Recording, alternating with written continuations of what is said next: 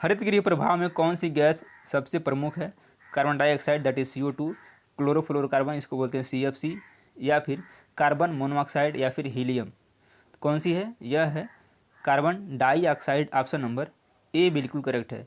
हरित गृह प्रभाव के प्रमुख स्रोत के रूप में कार्बन डाइऑक्साइड, CO2 गैस प्रमुख है, और CFC जो है ओजोन क्षरण के लिए उत्तरदायी है। बहुत सारे लोग CFC लगाएंगे, लेकिन यह ओजोन क्षरण के लिए उत्तरदायी है। इसका ऑप्शन है ए बिल्कुल करेक्ट है, कार्बन डाइऑक्साइड यानी कि CO2। निम्नलिखित में से स्वमंडल होमोस्फीयर में सापेक्षिक रूप से सक्रिय नाइट्रोजन के विशाल भंडार का मुख्य स्रोत कौन सा है? ज्वालामुखी गतिविधियाँ, जीवाश्म ईंधन जलाना, अम्ल वर्षा या फिर वैश्विक ऊष्मन। किसका है? यह है ज्वालामुखी गतिविधियाँ। ऑप्शन नंबर ए बिल्कुल सही है। स्वमंडल में सापेक्षिक रूप से अक्रिय नाइट्रोजन के विशाल मंडल का मुख्य स्रोत ज्वालामुखी गतिविधियाँ हैं। नाइट्रोजन गैस की प्रतिशत मात्रा सभी गैसों से अधिक है। ठीक है, नाइट्रोजन की उपस्थिति के कारण ही वायुदाब पवनों की शक्ति तथा प्रकाश के परावर्तन का आभास होता है। क्षुद्र ग्रह एवं सूर्य के बीच के ग्रह कौन कौन से हैं? पूछा गया क्षुद्र ग्रह और सूर्य के बीच के ग्रह कौन कौन से हैं? तो ये हैं बुध, पृथ्वी, बृहस्पति, शनि। बुध, पृथ्वी, बृहस्पति एवं शनि, ये क्या हैं? सूर्य और क्षुद्र ग्रह के बीच के ग्रह हैं। ऑप्शन नंबर ए सही हो जाएगा। एक ग्रह की अपने कक्ष में सूर्य से अधिकतम दूरी को क्या कहते हैं? अपोजी, पेरिजी, अपसौर या फिर उपसौर। पूछा क्या गया है? एक ग्रह की अपने कक्ष में सूर्य से अधिकतम दूरी को क्या कहते हैं? तो बोलते हैं अपसौर। सी ऑप्शन करेक्ट है। उपसौर कुल किसको बोलते हैं? जब थोड़ी कम दूरी होती है। इसका आंसर है ऑप्शन नंबर सी। एक पोषण स्तर से दूसरे पोषण स्तर तक ऊर्जा स्थानांतरण की प्रतिशत को क्या कहते हैं? पारिस्थितिकी नीचे, पारिस्थितिक दक्षता, पारिस्थितिक पिरामिड या फिर पारिस्थितिक उत्पादकता। इसको क्या बोलते हैं? इसको बोलते हैं पारिस्थितिक उत्पादकता। ऑप्शन नंबर डी करेक्ट हो जाएगा। निम्नलिखित में से किस अभिलक्षण को मानव प्रजातियों के वर्गीकरण हेतु प्रयोग नहीं किया जाता है? आँख, नाक, कान या फिर बाल। मानव प्रजातियों के वर्गीकरण हेतु किसका यूज नहीं किया जाता था? आँख का, नाक का, कान का या फिर बाल का। यह क्या है? कान है। कान के आधार पर आप वर्गीकरण नहीं कर सकते हैं मानव की प्रजाति का। आँख, नाक और बाल के आधार पर आप वर्गीकरण कर सकते हैं। विश्व में थल क्षेत्र की औसत ऊंचाई कितनी है? 840 मीटर, 900 मीटर, 950 मीटर या फिर 925 मीटर। थल क्षेत्र की औसत ऊंचाई विश्व में पूछा गया है, कितनी है? तो यह है 840 मीटर। ऑप्शन नंबर ए सही है। अपक्षय की प्रक्रिया का क्या बताती है? अपक्षय की प्रक्रिया क्या बताती है? घाटियों का पार्श्विक विस्तार, महाद्वीपीय शेल्फ का फैलाव, सेल सामग्री का खंडित होना या फिर सेल प्लेटफॉर्म का निर्माण। किसको बोलते हैं? ये बोलते हैं सेल सामग्री का खंडित होना। सी ऑप्शन सही है। ऊर्ध्वाधर संधियों में घुसने वाला और ठोस हो जाने वाला मैग्मा क्या कहलाता है? डाइक, सील, लैपोलिथ या फिर वैथोलिथ। तो क्या बोलते हैं? इसको बोलते हैं डाइक। ऑप्शन नंबर ए बिल्कुल सही है। पर्वत निर्माणकारी घटनाओं का सही कालक्रम क्या है? हर्सिनियन, कैलिडोनियन, चर्नियन या फिर अल्पाइन।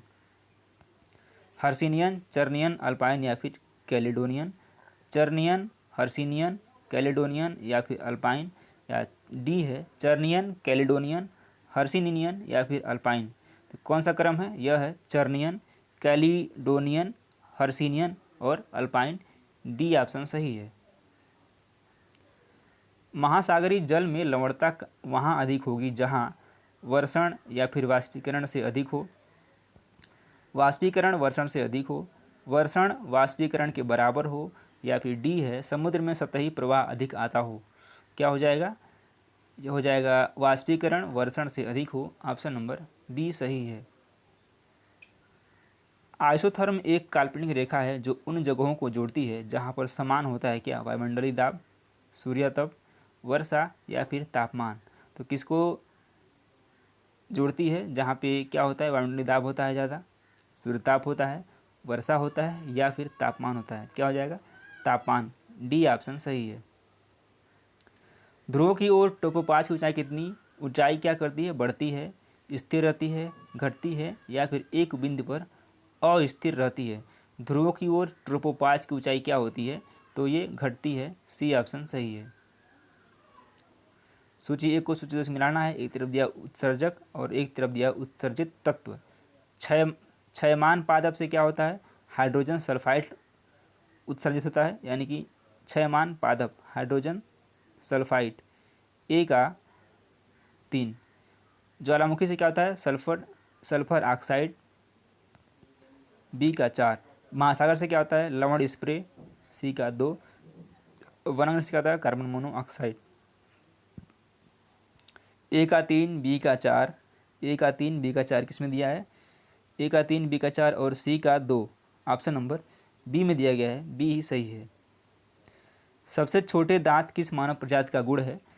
निग्रोएड, मंगोलाइड, काकेसाइड या फिर ऑस्ट्रेलाइड? किसका है? किसका गुण है ये? सबसे छोटे दांत किसका गुण है? यह गुण है मंगोलाइड का। ऑप्शन नंबर बी सही है। निम्नलिखित में से कौन सा युग्म सही सुमेलित नहीं है? और स्थिति एक तरफ दिया स्थिति और एक तरफ दिया जनजाति। भूमध्य रेखीय वन क्षेत्र, घास के मैदान, पर्वतीय क्षेत्र या फिर मानसून प्रदेश। पूछा गया कौन सही सुमेलित नहीं है। तो जो भूमध्य रेखीय वन क्षेत्र है इसमें पिग्मी, सेमांग और सकाई जनजाति पाई जाती है। घास के मैदान क्षेत्र में मसाई और किर्गिज पाए जाते हैं, लेकिन पर्वतीय क्षेत्र में एल्यूत नहीं। एल्यूत कहाँ की जाती है? एल्यूत जो है उत्तरी अमेरिका की जनजाति है। तो सी वाला गलत है, बाकी ए, बी और डी करेक्ट है। मानसून प्रदेश में गोंड और संथाल पाए जाते हैं। चलिए, आइसोम्बो बांध निम्नलिखित में से किस नदी पर बना है? वोल्गा नदी, वोल्टा नदी, नील नदी या फिर नाइजर नदी? किस पर बना है? यह बना है वोल्टा नदी पर। ऑप्शन नंबर बी बिल्कुल सही है। अगला क्वेश्चन लेते हैं। विश्व के किस क्षेत्र में अवक्षालन की प्रक्रिया बड़ी तीव्र है? उष्णकटिबंधीय में, शीतकटिबंधीय क्षेत्र में, शुष्क उष्णकटिबंधीय क्षेत्र में या फिर मध्य अक्षांशीय प्रदेशों में? तो कहाँ पर है? यह है आर्द्र उष्णकटिबंधीय क्षेत्रों में। ए ऑप्शन करेक्ट है। भारत उष्ण तथा उपोष्ण दोनों कटिबंधों में आता है, जहाँ अवक्षालन यानी कि लेटिजाइजेशन एक प्रभावी प्रक्रम है। वर्षा ऋतु के दौरान मूसलाधार वर्षा निच्छालन को प्रेरित करती है। निच्छालन को बोलते हैं लीचिंग। ऑप्शन नंबर ए सही है। कोंकण रेलवे किस राज्य में से नहीं गुजरता है? गोवा, केरल, महाराष्ट्र या फिर कर्नाटक? तो कहाँ से नहीं गुजरता है? यह नहीं गुजरता है केरल से। बी ऑप्शन करेक्ट है। कहाँ कहाँ से गुजरता है? तो महाराष्ट्र, गोवा, कर्नाटक से गुजरती है, केरल से नहीं गुजरता है। निम्नलिखित में से कौन सा युग्म सही है? Tharu Turkey, Semang Yemen, Masai पूर्वी अफ्रीका या फिर बद्दू मलेशिया? तो थारू कहाँ पाए जाते हैं? थारू पाए जाते हैं उत्तर प्रदेश के तराई क्षेत्र में, यानी कि भारत में। पहला वाला गलत हो गया। सेमांग पाए जाते हैं मलेशिया में, ये भी गलत है। मसाई पाए जाते हैं पूर्वी अफ्रीका में, ये सही है। और बद्दू कहाँ पाए जाते हैं? बद्दू पाए जाते हैं अरब प्रायद्वीप यानी कि यमन तथा अरब में। तो ये सी वाला करेक्ट है, बाकी तीनों के तीनों सही गलत हैं। सूची एक को सूची दो से फिर से मिलाना। एक तरफ दिया जनजाति और दूसरी तरफ दिया उसके क्षेत्र। पिग्मी कहाँ पाया जाता है? तो ये पाया जाता है कांगो में। मसाई अभी भी हमने देखा है कहाँ पाया जाता है? पूर्वी अफ्रीका या फिर मध्य अफ्रीका। मसाई पाया जाता है केन्या और तंजानिया में। और टूटसिस पाए जाते हैं मध्य अफ्रीका में। और बुशमैन कालाहारी रेगिस्तान में। ए का 2, बी का 3, सी का 4। ए का 2, बी का 3, सी का 4। ऑप्शन नंबर बी करेक्ट है। निम्नलिखित में से कौन भ्रंश रेखा कगार का दृढ़ आनुमानिक है?